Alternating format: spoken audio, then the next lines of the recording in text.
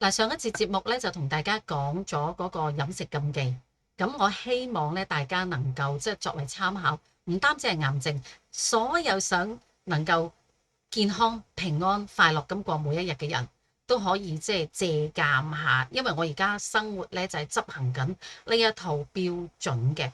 咁今日想講一講，我哋每一日都要對自己嘅身體髮膚去做一啲護理嗱，譬如話頭髮啦、皮膚啦。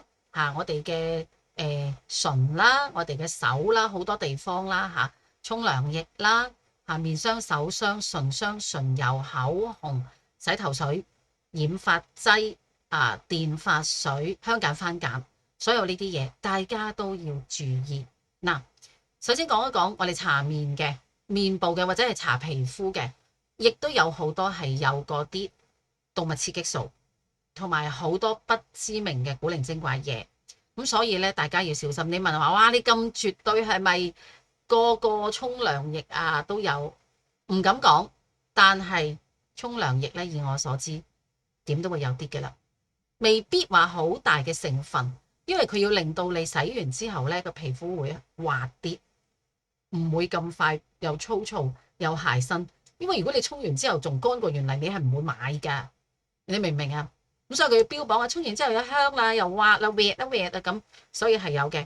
咁一師奶而家你用沖涼液咁你會覺得奇怪。喂，你話有毒有用，咁你始終有汗味嘅，唔用唔得。但係點解我唔用鹼呢？嗱，鹼呢以我所知係冇嗰個雌激素嘅。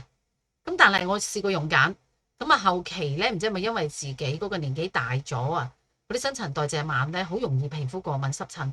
咁我就買啲普通鹼係唔得嘅，沖完乾嘅，我就買嗰隻紫草鹼啦。咁點知翻到嚟先發現呢，佢上面係有當歸成分，我唔夠膽用啦。咁我唔用，我咪唯有翻轉頭用嗰個鹼液咯。咁我用嘅時候，我就同自己講：喂，我點樣先安全啲去用呢？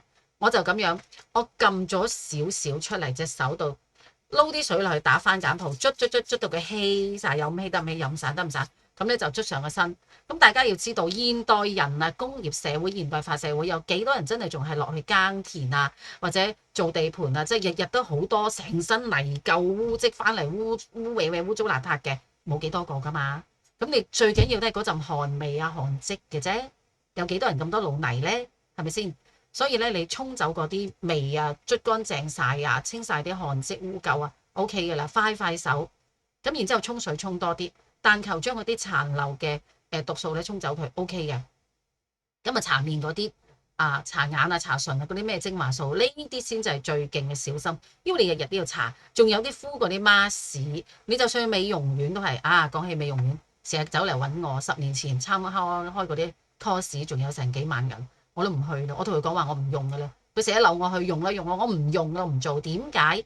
所有嘅嗰啲美容院又好，或者搽面嘅好，只要佢唔係純天然有機佢唔係標榜住符合歐盟嗰隻 BIO BOY嘅 mark 頭嘅，唔係符合歐盟標準嘅上面唔係寫住 organic 嘅，全部都係有動物雌激素。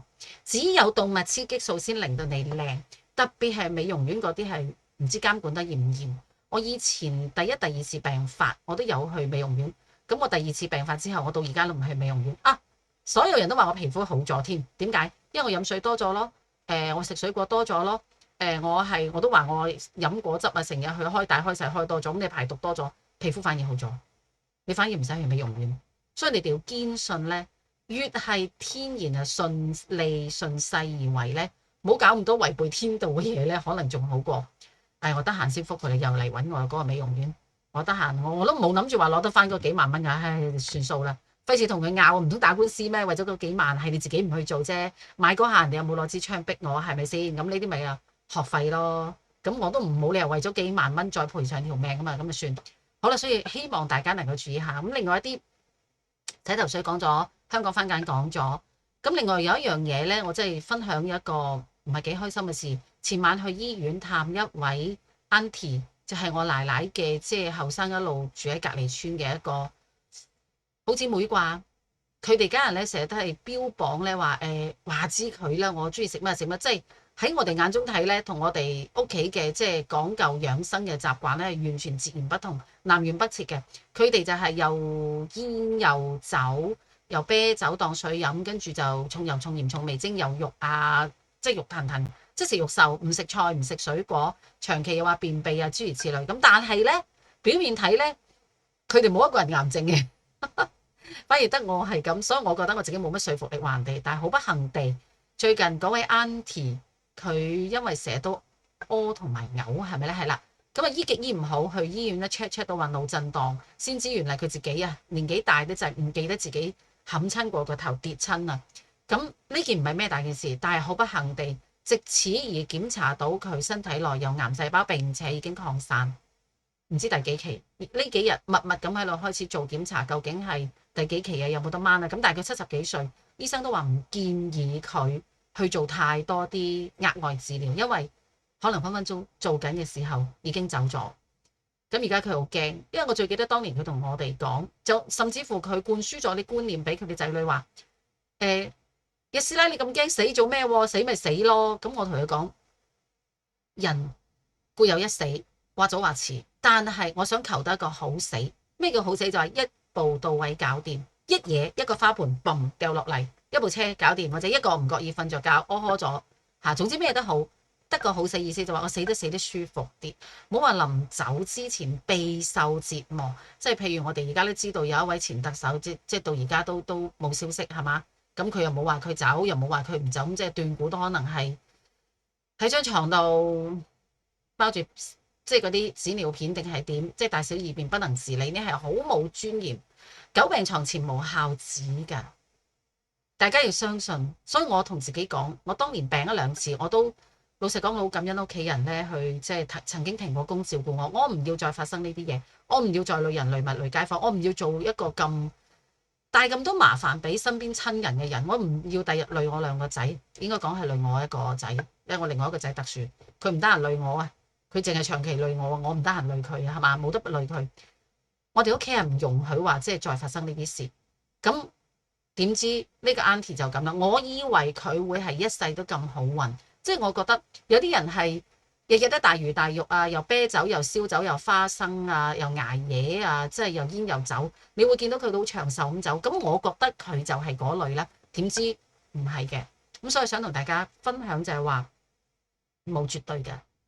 你如果真係愛你自己，你就要愛惜你嘅身心靈健康。所以點解我之前做咁多節咧，分享啲心理嗰個節目咧？咁點解而家突然之間一連做幾節都係咁？我都講咗，因為吳文欣啦，港姐啦，咁啊蔡一傑啦，即係草蜢啦，我都好中意睇過佢嘅演唱會。不過最近太忙冇去，我根本都唔知佢開演唱會，因為我自己而家咧另外仲有啲生意仔做下。咁另外仲有一個就話杜汶澤嘅太太田咩妮，田蕊妮係咪？我唔知自己有冇讀錯嗰個音，有啊，話翻俾我聽。好多人都爆出嚟係啊，好心傷。你話佢哋係名人係明星，佢哋冇錢咩？佢哋唔識養生咩？唔係。所以我計我話咧，我講咗連續2、3節都係講啲飲食啊、調理啊、護理啊嘅嘢，其實都不如你喺嗰個心理健康嗰度着手，你嘅靈魂同埋你嘅心靈啊、心靈同埋心理嗰度健康着手。10個癌症9個屈，我而家唔屈噶啦，係啊，即係我都同人講喺發病，即係癌症發病定係情緒發病之間選擇。我寧願情緒發病，因為嚟得快走得快，但係癌症嚟到呢，易請難送，知唔知道？所以我有時如果唔開心呢，我寧願上深圳玩一玩，去佛山玩一玩，去潮州玩一玩，周圍去行一行。所以希望大家呢能夠即係話，即係攞我就有人版嚟睇咯嚇。所以我唔想你哋即係話踩翻嗰個氹啊。咁啊，下一節節目講一講咩呢？講一講話我哋着嘅衫，我哋戴嘅首飾嗱，譬如話戒指仔啊、玉器啊、我哋嗰個手袋啊、鞋啊、襪啊、鞋劇呢啲 touch 到我哋 skin， 即係接觸到我哋皮膚嘅，有機會我哋日日都聞到嗰陣味，包括我哋瞓嘅床墊，我哋屋企嘅家居裝修，甚至乎我哋買嘅電腦，佢究竟嘅輻射率有幾多？你要小心啲嘅。我哋嗰盞燈啊，佢有冇嘢輻射都要小心。好，下一節節目再講。我係 HK 日師奶，拜拜。